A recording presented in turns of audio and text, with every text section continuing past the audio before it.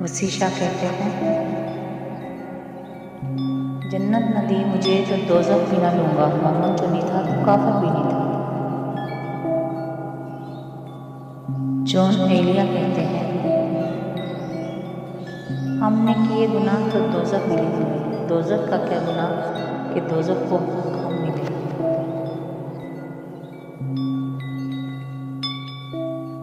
गालिब फरमाते हैं, हमको मालूम है जन्नत की हकीकत, लेकिन दिल को खुश रखने को गालिब की ख्याल अच्छा है।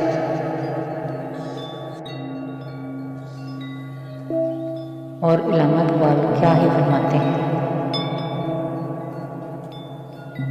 बिस्तर से उठकर मस्जिद तक जा न सके इकबाल, बिस्तर से उठकर मस्जिद तक जा न सके इकबाल, ख्वाहिश रखते हैं कब्र से उठकर जन्नत में जाने।